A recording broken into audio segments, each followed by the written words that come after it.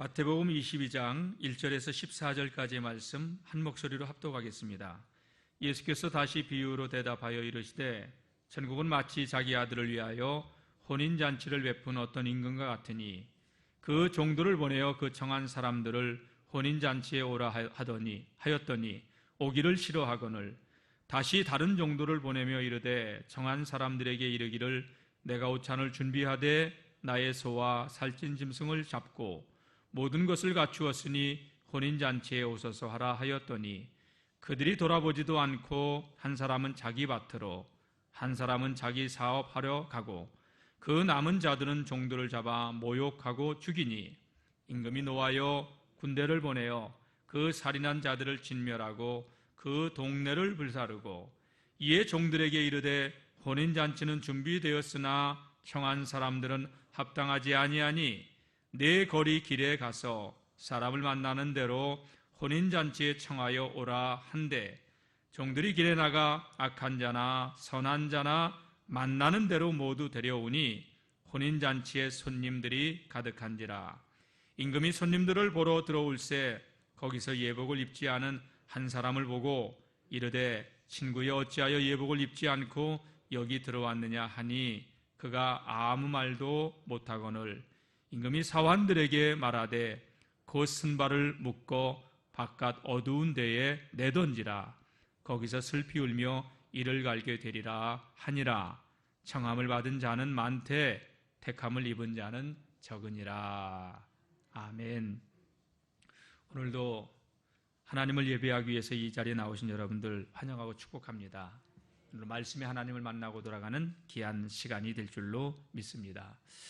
오늘은 우리 대한민국이 광복을 맞이한 날이죠. 1945년 8월 15일 아시아 전역을 갖다가 거의 장악한 일본이 히로시마와 나가사키에 떨어진 두 개의 원자폭탄으로 인하여서 무조건 항복함으로 우리 많은 독립투사들이 조선의 광복을 위해서 애쓰고 노력했지만 일본이 항복하지 않았다면 우리는 광복을 얻지 못하고 일제치하에 지금도 고통을 당하고 있을지도 모르겠지요.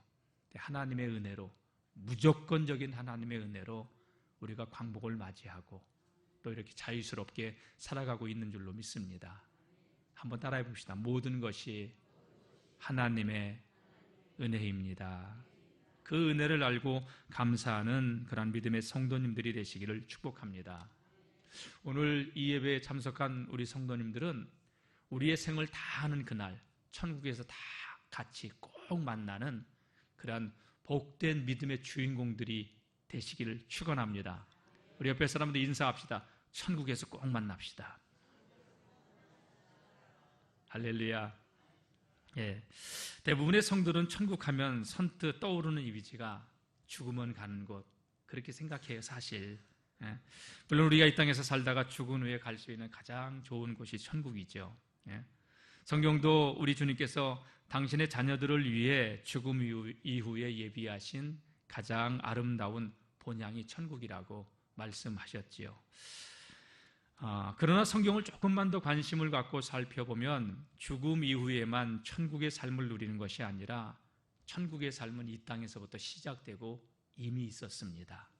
하나님의 나라는 이미와 아직 사이에 있어요. 예수님이 오심으로 하나님의 나라는 시작되었어요. 그리고 아직 도래하지 않았어요. 그러니까 이 땅에서도 여러분 천국의 삶을 누리며 살아가는 그러한 성도님들이 되시길 축복합니다. 사실 우리가 천국 하면 그 떠오르는 이미지가 어떤 영토적인 개념을 생각을 해요. 나라라고 하니까 영토의 개념.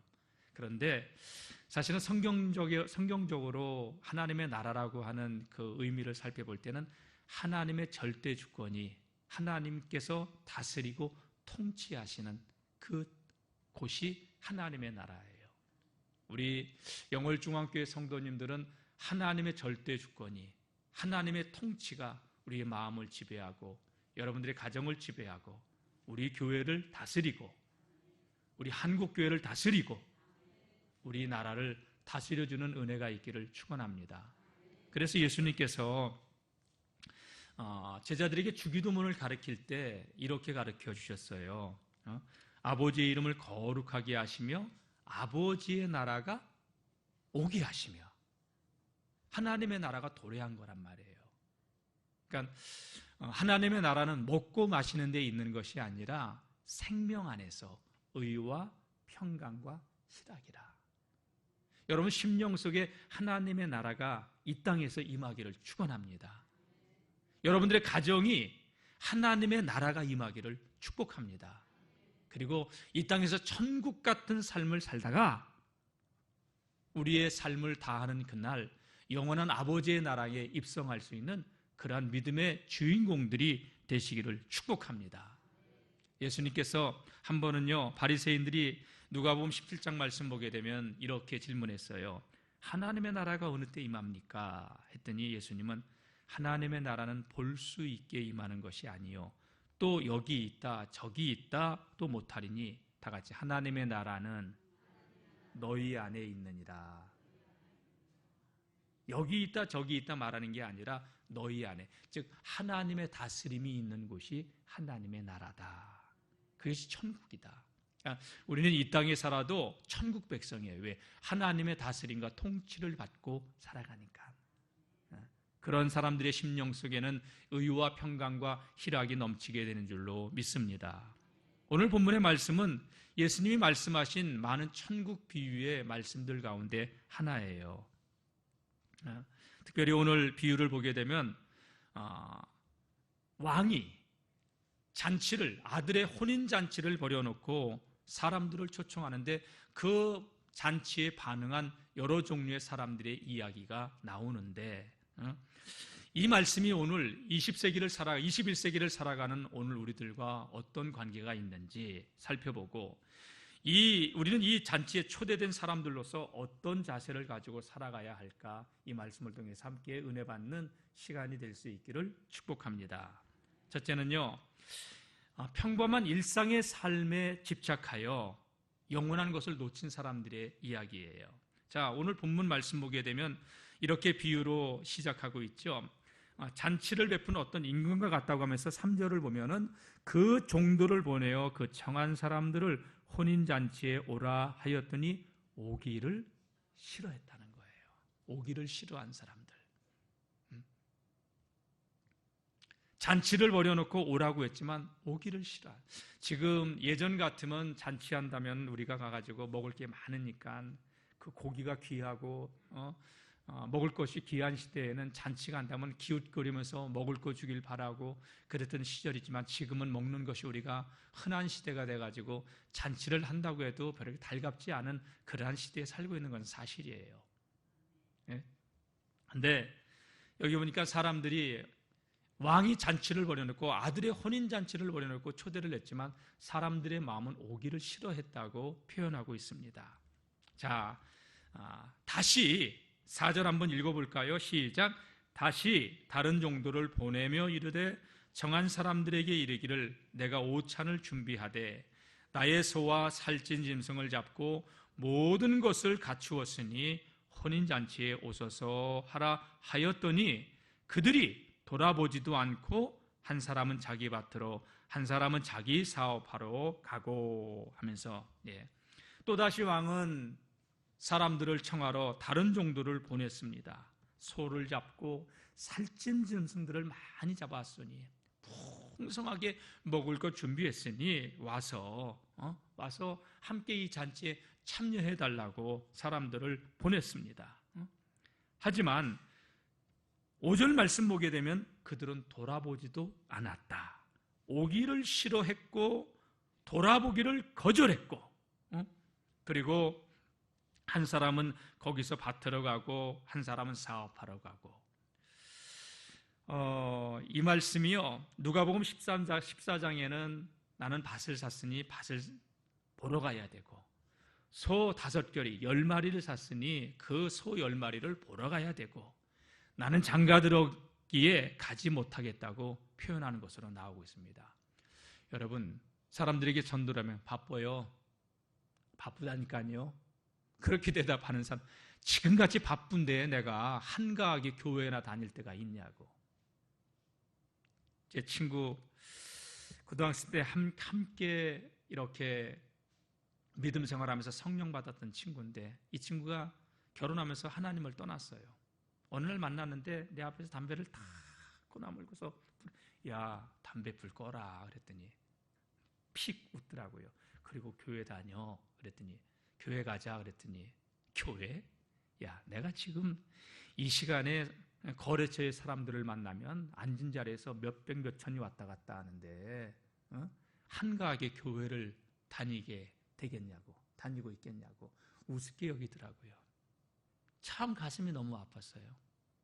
근데 그 친구 결국 어떻게 사업이 크게 번성했냐? 아니요. 사업이 다 부도가 나가지고 자기 부모 재산, 자기 처갓집 재산 다, 친척들 재산까지 다 날리고 그리고 미국으로 떠나버렸어요. 교도소 갔다 오고. 여러분, 인생의 본분은 하나님을 만나는 것이 첫 번째예요.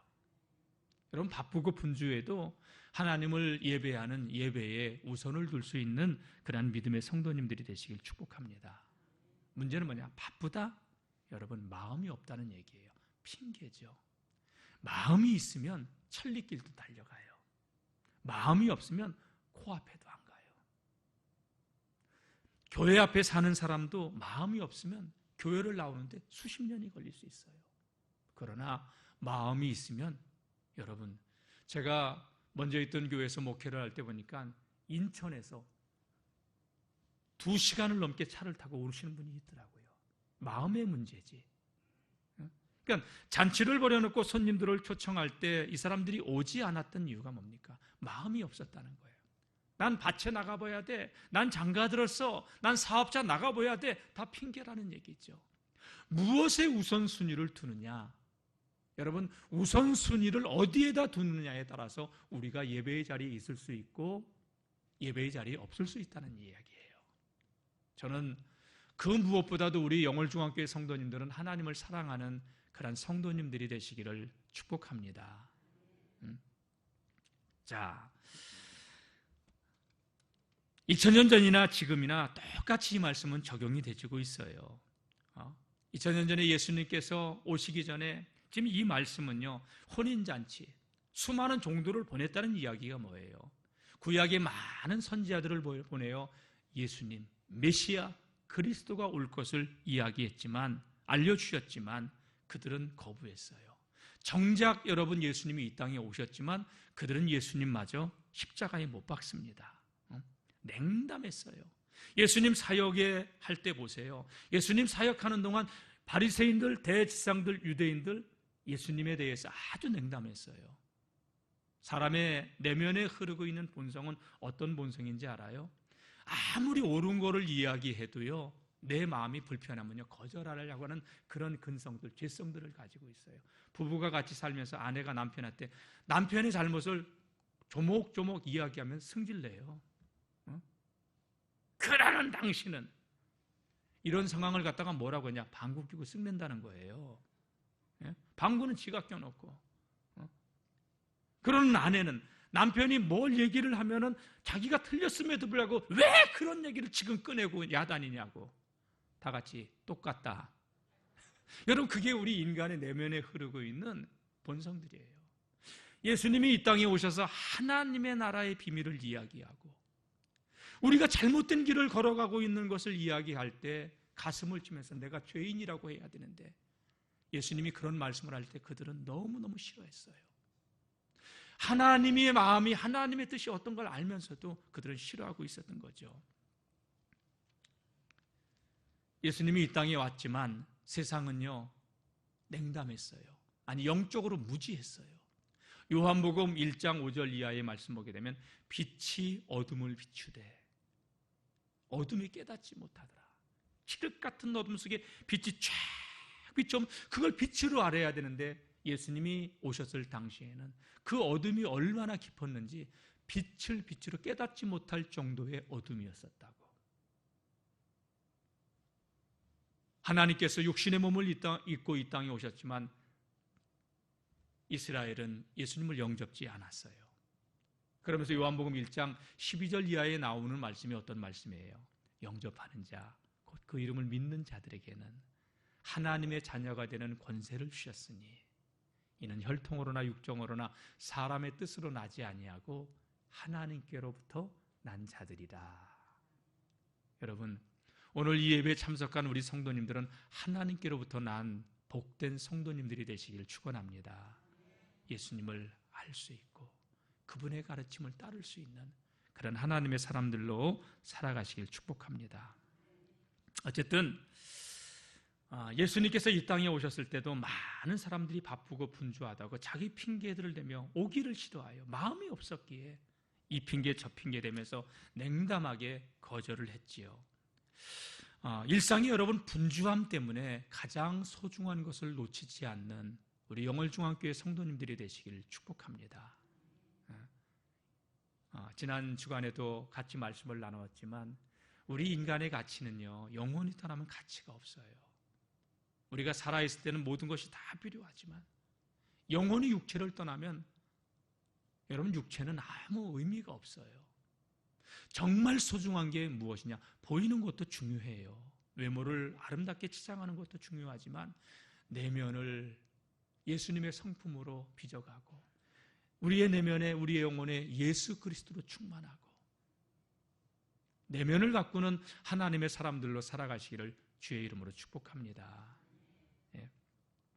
자, 어쨌든 일상의 분주한 일, 그들은 일상의 삶에 성실했어요. 그 성실함이 하나님을 외면하고 가장 중요한 것을 거부했던 것이지요. 노아 시대의 이야기를 예수님께서 말씀하시면서 이런 비유를 마태복음 24장 말씀하셔요. 홍수전에 노아가 방주에 들어가던 날까지 사람들은 먹고 마시고 장가가고 시집가고 있으면서 홍수가 나서 그들이 다 멸하기까지 깨닫지도 못하고 있었으니 노아 시대나 지금 이 시대나 다르지 않아요. 예수 믿으라고 kop박이 팡팡 껴요. 코로나 시대에 특히 전도하기가 더 어려워졌어요.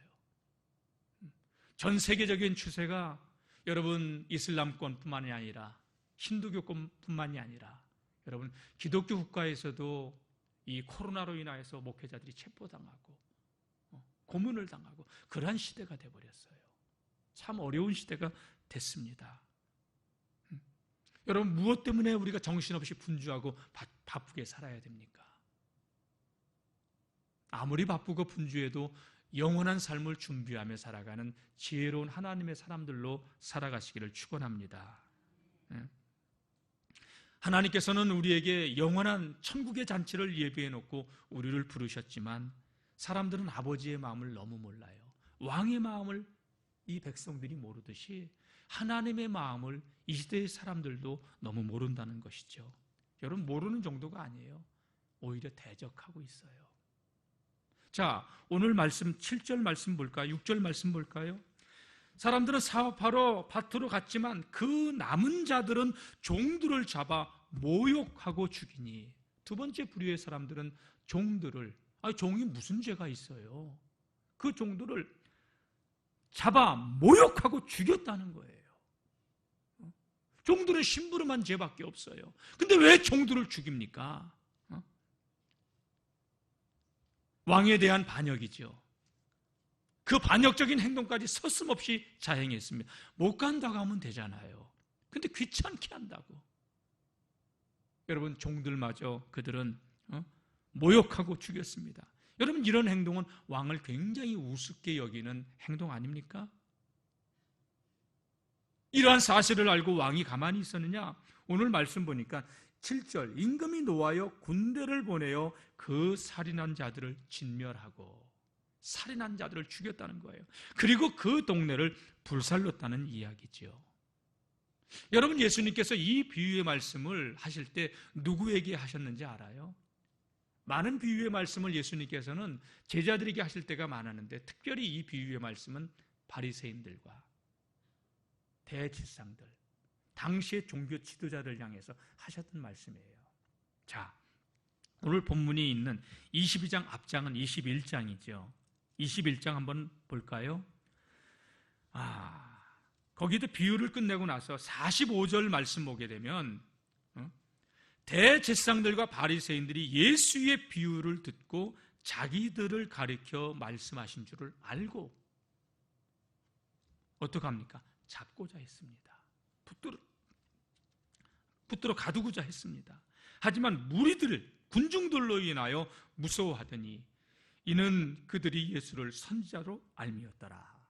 오늘 본문 말씀 1절에서 14절까지 읽었는데요, 이 비유의 말씀이 끝나자 15절, 그들이 또 어떻게 행동합니까? 15절 한번 읽어보겠습니다. 시작. 이에 바리새인들이 가서 어떻게 하면 예수를 말의 올무에 걸리게 할까 상의하고, 말의 올무를 걸어서 어떻게 하면 붙들어 가둘까? 여러분 여기 보세요. 지금 우리가 마태복음 22장 읽었죠. 21장은요, 예수님께서 유월절 만찬을 행하고 십자가 지기 위해서 예루살렘 성에 입성하는 종려주일이에요. 고난주간에 일어난 일이에요. 이들은 예수님을 말의 올무로 걸려 잡아 죽이려고 계획을 하고 있었던 거예요. 안 믿으면 그만이지. 당시의 종교 지도자들, 대지상들은요, 예수님을 핍박하고 죽이려만 했습니다. 하나님이 예비하신 구원의 잔치에 대해서는 요만큼도 관심이 없었습니다. 오히려 유대교에서 많은 사람들이 자신들을 떠나갈까, 기득권을 잃게 될까 눈이 뒤집혀져서 예수님을 죽이려고만 하고 있었던 것입니다. 그래서 오늘 말씀도 보게 되면 이 비유의 말씀이 끝내자 그들은 말의 올무에 걸려 어떻게 하면 저를 잡아서 가둘까, 이 생각만 하고 있었다는 얘기죠. 오늘 7절 말씀, 임금이 6절 말씀, 그 남은 자들은 종들을 잡아 모욕하고 죽였다는 거예요. 수많은 선지자들이 예수님 오시기 전에 왔지만 수많은 선지자들을 그들은 잡아 죽이고 옥에 가두고, 예수님 오시기 전에 6개월 전에 태어났던 세례 요한마저도, 선지자 세례 요한마저도 목을 따서 참수를 시키고, 정작 영광의 왕, 만왕의 왕 되신 예수님이 하나님의 육신을 몸을 입고 이 땅에 오셨어도 세상은 그를 영접지 않았습니다. 수천 년이 흘러서도 지금이나 그때나 달라진 건 아무것도 없습니다. 저는 역사는 반복된다고 봐요. 세월이 흐르고 문화와 문명이 발전해도 인간의 내면에 흐르고 있는 이런 죄된 본성들은 바뀌지 않는다고 봐요. 그래서 다 같이 성경의 이야기는 오늘 나의 이야기입니다. 오늘 저와 여러분들의 이야기예요. 하나님은 엄청난 잔치를 마련해 놓고 그 잔치에 함께 즐거워하길 원하면서 사람들을, 백성들을 초대했지만 그 초대받은 사람들은 다 거절했다는 거예요. 심지어 그 초청한 종들마저도 능욕하고 죽였다고. 하나님께서는 전국잔치를 예비해 놓으시고 수많은 선지자들을 보냈지만 그들은 예수님을 거부했습니다. 지금 이 시대도 하나님을 거부합니다. 복음을 거부합니다. 진리를 거부합니다. 하나님의 마음을 모릅니다. 7절 말씀 보니까요, 임금이 노했다고. 종들을 죽였으니 노할 수밖에요. 임금이 노하여 군대를 보내어 그 살인한 자들을 진멸하고 그 동네를 불살랐다. 여러분, 이게 역사적으로 어떻게 성취되어지는지 보십시오. 놀랍습니다.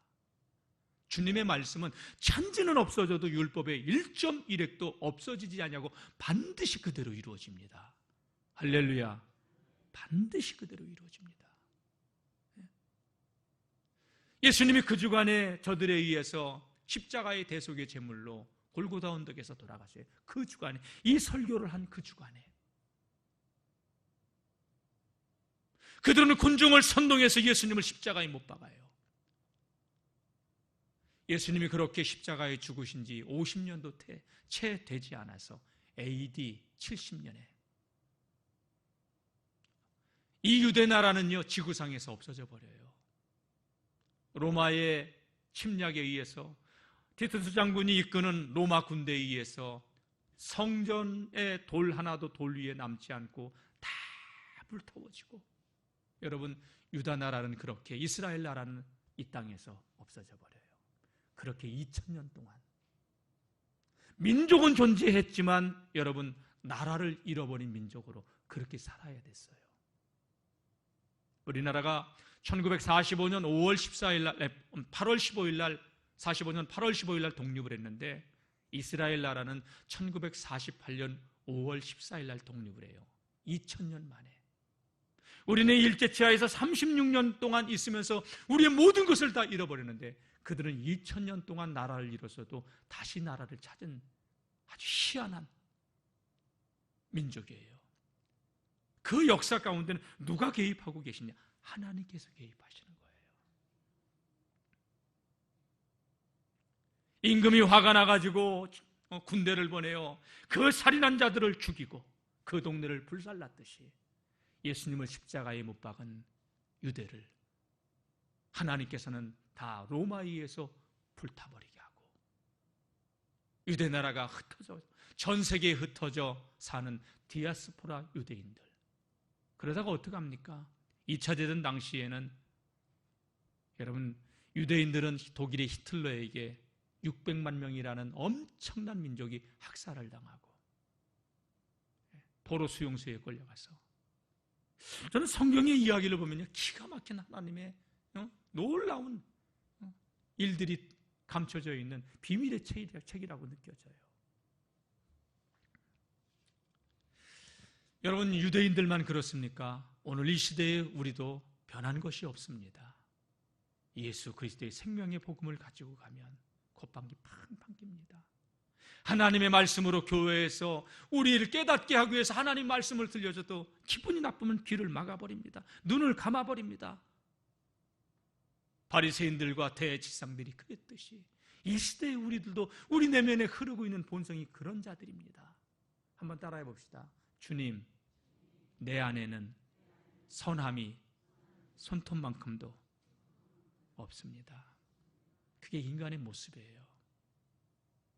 여기 서 있는 저나 앉아 계신 여러분들이나 우리는 하나님의 은혜가 아니면 살아갈 수 없는 자들입니다. 은혜 아니면 살아갈 수가 없네. 호흡마저도 다 주의 것이니. 할렐루야. 우리 호흡마저도 하나님이 주셔야 우리 살아갈 수 있는 자들입니다.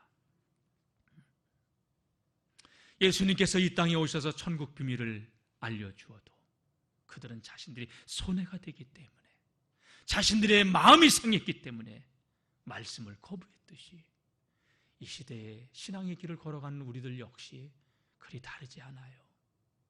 하나님의 말씀을 들으면서 가슴을 치면서 어찌할꼬 주여 나는 죄인입니다 이러지 않고 마음이 상해가지고 마음을 닫아버리고, 가룟 유다가 3년을 예수님을 쫓아다녔지만 마음이 상해버린 거예요.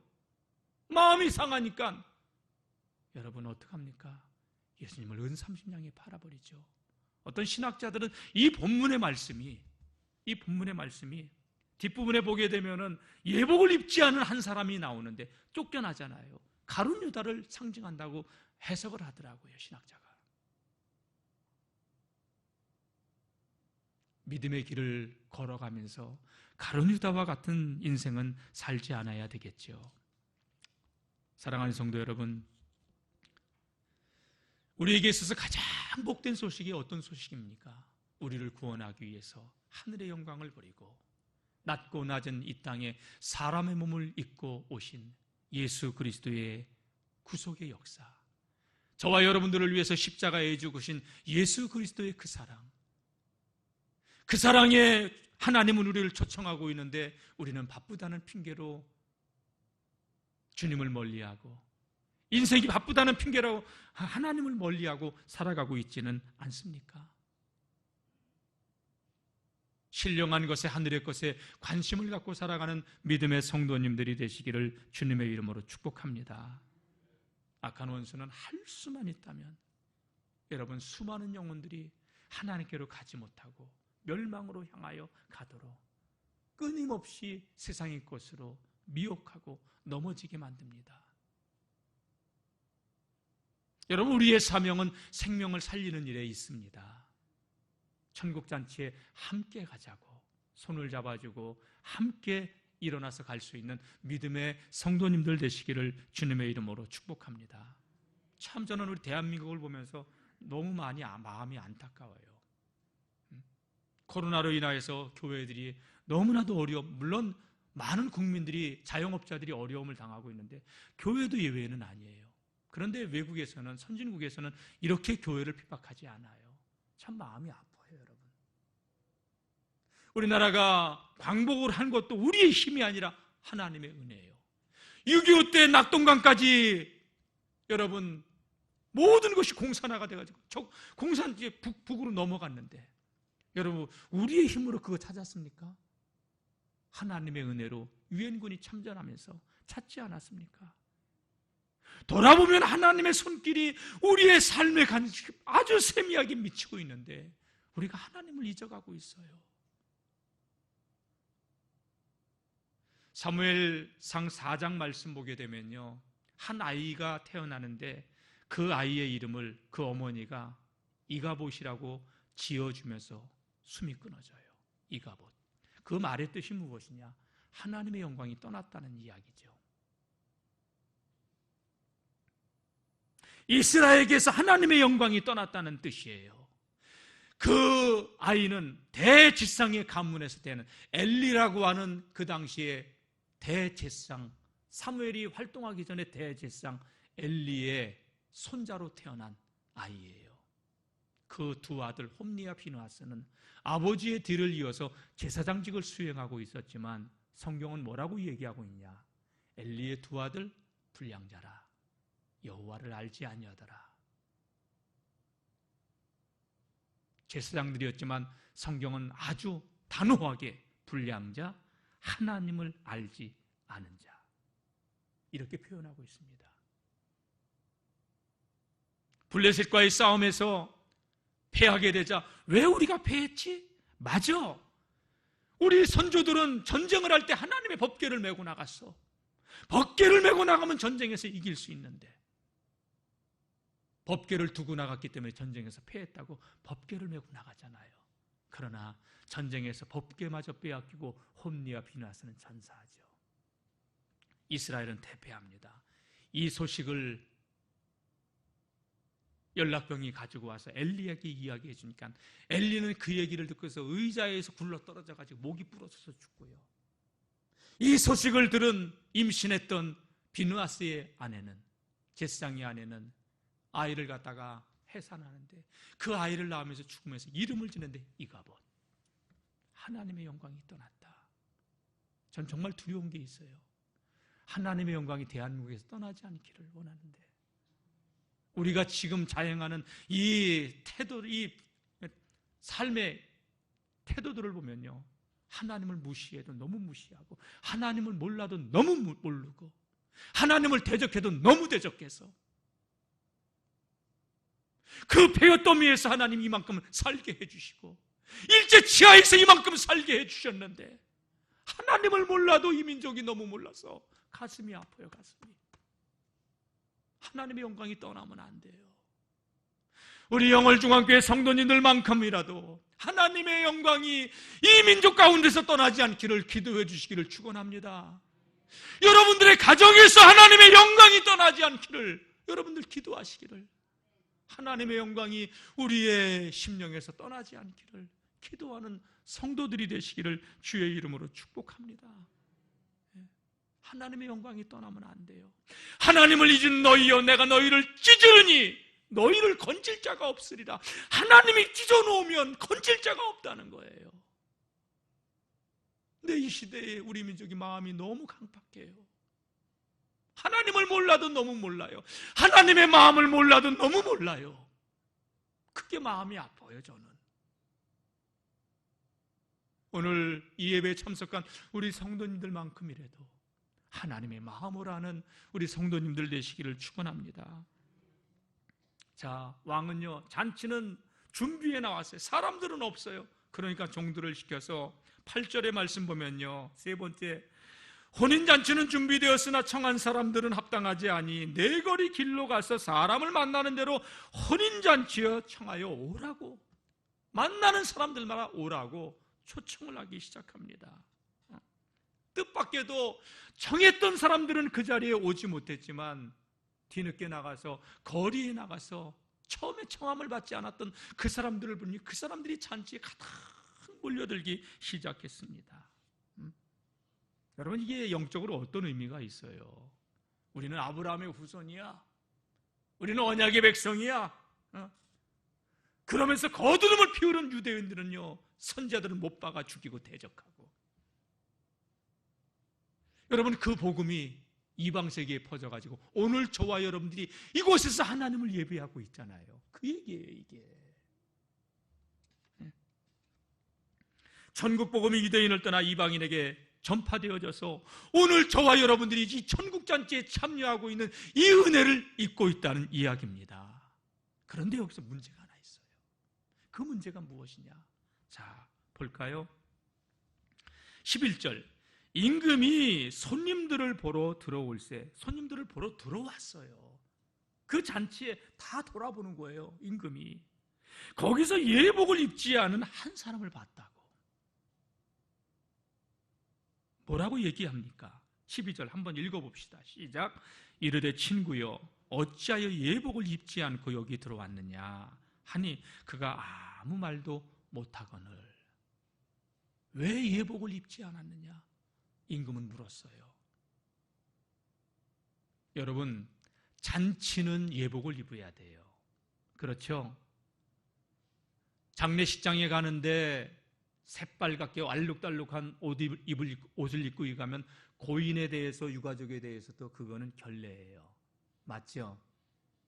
잔치집에 가는데 상복을 입고 조이 넥타이 메고 가면 그것 또한 결례예요. 그렇지 않아요? 여러분, 대통령상을 받는데 머리에 까치지 짚고 상 받으러 가겠어요? 아니, 군수님이 상을 준다고 해서 상을 받으러 나가는데, 사람들이 보내서 사진도 찍는데, 여러분, 복장 여러분들 제일 좋은 거 하고, 그 다음에 그리고 미용실에 가서 단장하고 그렇게 가지 않겠어요? 여러분, 군수님보다도 대통령보다도 더 높으시고 위대하신 분이 누구냐? 하나님 아버지요. 하나님께 나올 때는요, 여러분 제일 이쁘게 하고 나오세요. 편한 게 좋은 거라고 편한 복장으로 나오지 마시고요, 격을 갖추고 예를 갖추고 아버지 앞에 예배자로 살아갈 수 있기를 축복합니다. 예? 만왕의 왕 되신 그분을 우리가 뵈러 나오는데, 오늘 이 임금은요, 예복을 입지 않은 그 한 사람에게 가서 친구여, 어찌하여 그대는 예복을 입지 않았느냐 이렇게 물었어요. 근데 여기 보니까 참 재미난 게 그가 아무 말도 못하고 있다는 거예요. 이 사람이 이런 잔치에 올 때 예복을 입고 와야 된다는 걸 알아요, 몰라요? 알고 있다는 거예요. 이거는 잔치에는 예복을 입고 와야 된다는 것을 분명히 이 사람은 알고 있기에 아무 대답을 못하는 거예요, 지금.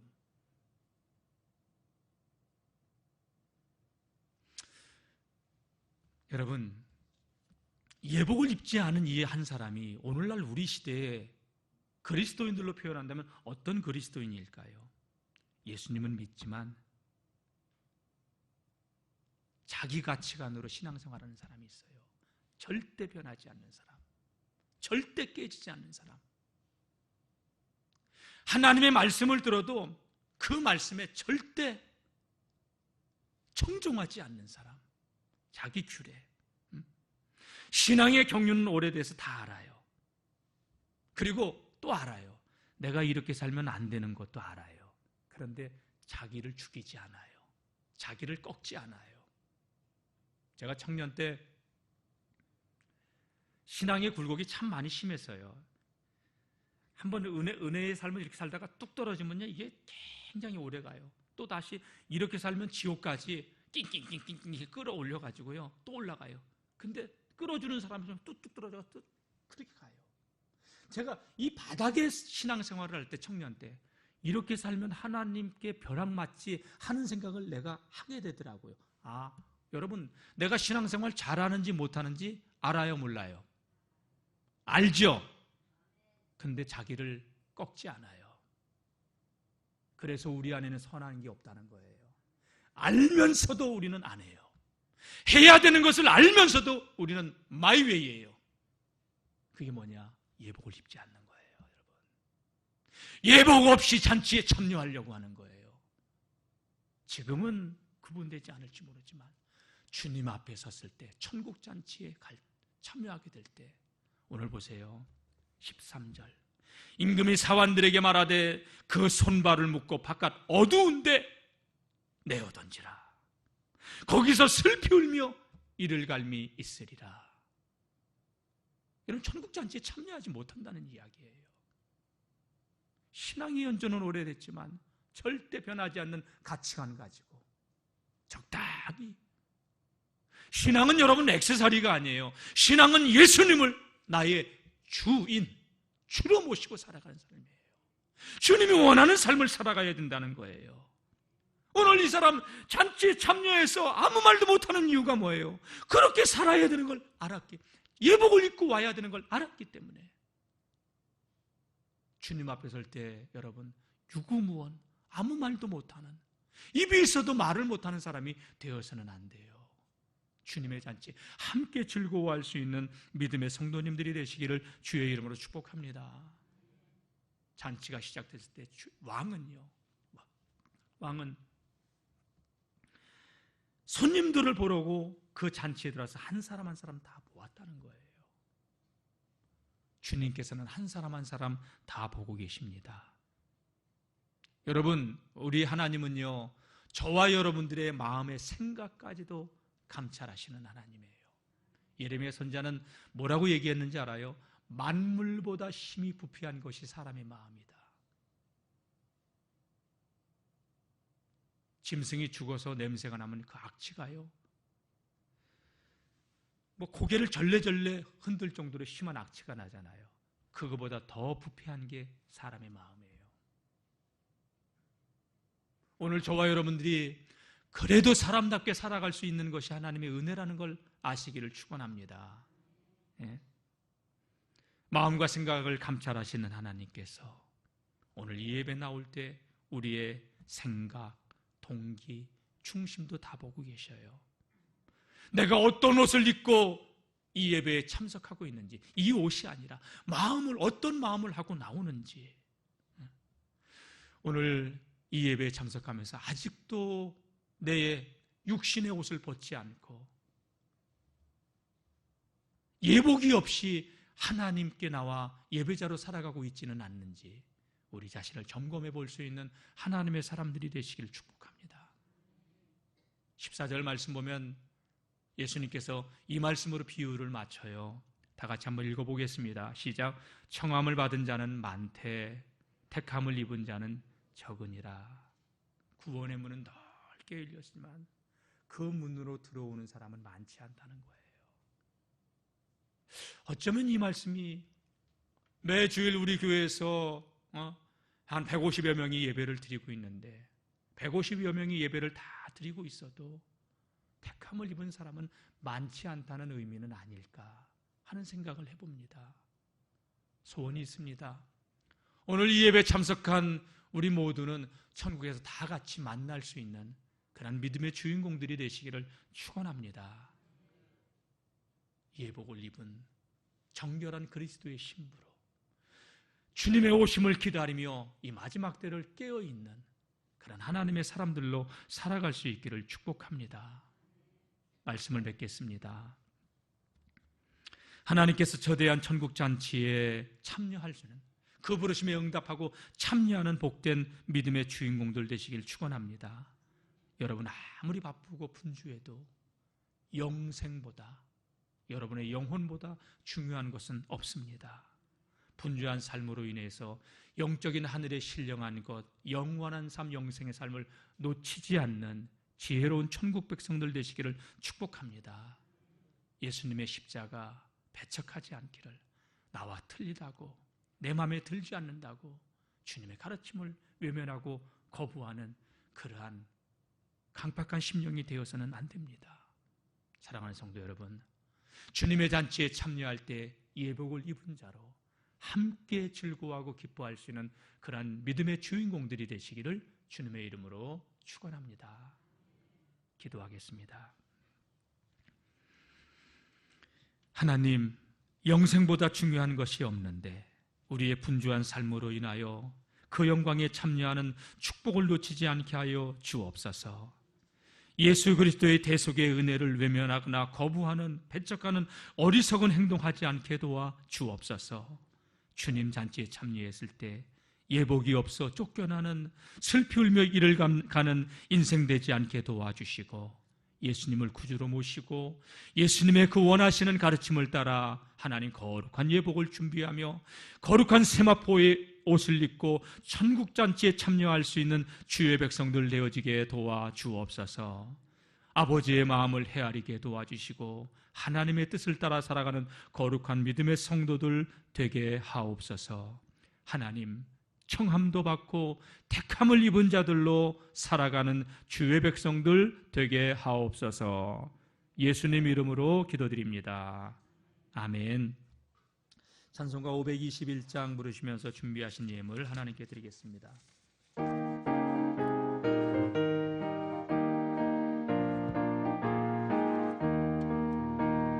구원으로 인도하는 그 문은 참 좁으며 생명으로 인도하는 그 길은 참 험하니 우리 몸에 지워있는 그 더러운 죄짐을 하나 없이 벗어놓고 힘써서 들어갑시다.